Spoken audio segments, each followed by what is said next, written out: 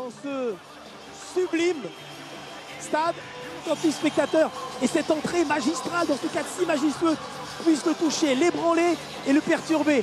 Mais il a été prêt, il s'est préparé à ça. Il en a rêvé et il l'a intégré.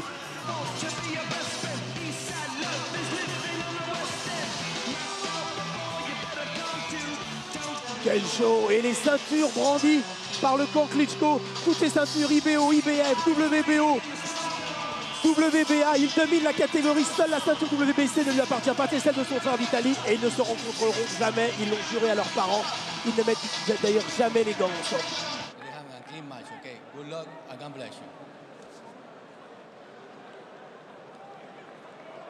Pour Vladimir Klitschko et donc Jean-Marc Mormec. Jean-Marc Mormec peut-être un petit peu tétanisé par l'enjeu et par cette arène, ces 50 000 spectateurs.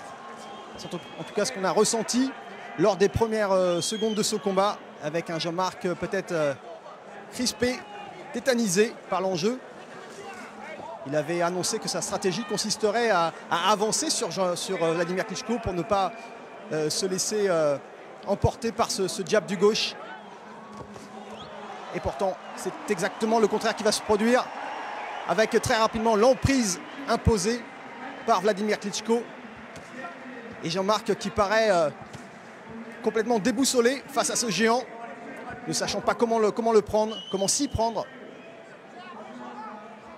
Alors Jean-Philippe, et on y reviendra peut-être sans doute avec lui tout à l'heure, et Jean-Marc avait annoncé que Jean-Marc Mormec pourrait essayer de surprendre Vladimir Klitschko en adoptant finalement une tactique assez défensive pour l'entame de combat, alors que Klitschko s'attendait à voir un Jean-Marc lui foncer dessus.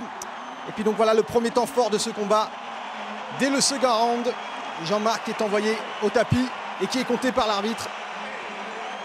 Et là déjà, on sent Jean-Marc désemparé avec cet enchaînement. Alors évidemment derrière ça va devenir très très compliqué pour Jean-Marc, avec un Vladimir Klitschko, ceci dit, qui va gérer son avance, qui va gérer son combat sans se précipiter, avec toute la science qu'on lui connaît et toute la maîtrise de soi. Alors que Brahim et Cyril Serror m'ont rejoint sur le plateau. On revoit, messieurs, les meilleurs moments de ce combat. On a déjà vu Jean-Marc aller au tapis lors du second round, lors du deuxième round. Et là on voit ensuite cet incident. Un petit commentaire sur ce fait du combat, Cyril? Non, là, sur cette action, Jean-Marc prend un crochet gauche qu'on ne voit pas là, mais qui l'assomme littéralement. Plus le poids de Klitschko qui le pousse avec tout son métier. Jean-Marc tombe. Mais c'est un coup au départ qui provoque cette chute. On l'a vu en difficulté à chaque round. Grosse difficulté à chaque round.